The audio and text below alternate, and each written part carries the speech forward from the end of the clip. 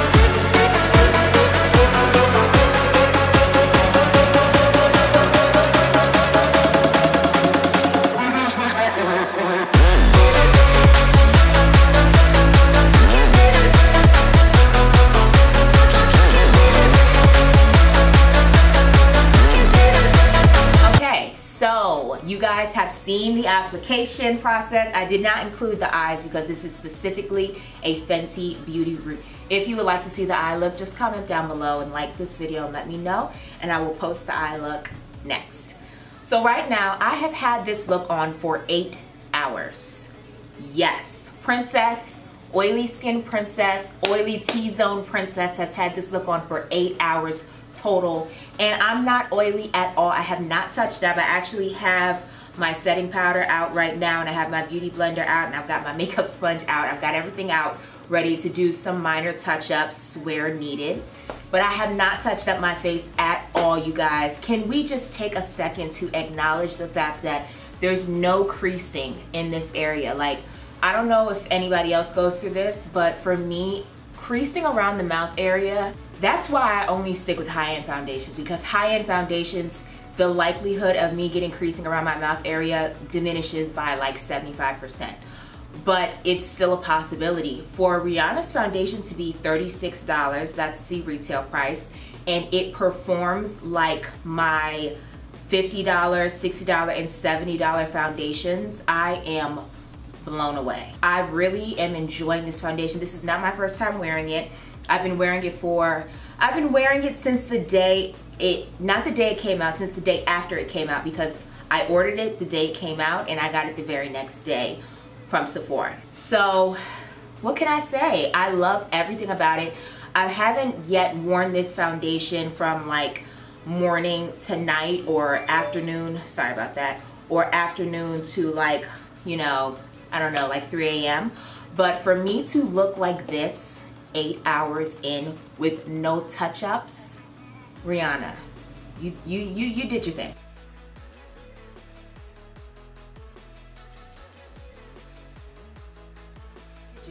I'm really impressed. I'm really proud because I have been waiting for this this cosmetics line for some years now. I bought both of her collections with MAC. I made sure I did. I was on the main line to MAC, like, you guys need to hold this for me. I'm in class right now, but you need to hold it, and you know they did because Princess has a connect. But it's just been a long process, but I'm glad that she took the time and really did her thing with all 40 shades of this foundation. The line is amazing, but overall I'm in love with this foundation. It's a semi-matte finish, and I think that was very smart because for me, I have oily skin in my T-zone, but combination skin everywhere else. For this to be a semi-matte application, I'm in love. So I haven't had any problems with this foundation at all. The only con, I guess I could say, that this foundation has is that there are so many shades that it might be really difficult for you to find your shade. But honestly, how can you get mad at there being such a variety? You know what I mean? She made it a point to make foundations all the way up to where albino women and men can wear the foundation, and all the way down to where, you know, those rich South Sudanese women and men can wear the foundation. I thought that that was just, it was so thoughtful. You don't get to see makeup brands that are thoughtful, that actually consider everyone, and that don't all of a sudden start making dark skin shades just because it's popular to be dark skinned at this point. You know what I mean? Kudos to Fenty Beauty for considering all of us. If you guys have any questions about this foundation, please leave them below. 470 could be considered a little bit too dark for me. Maybe like half a shade too dark or 1 shade too dark.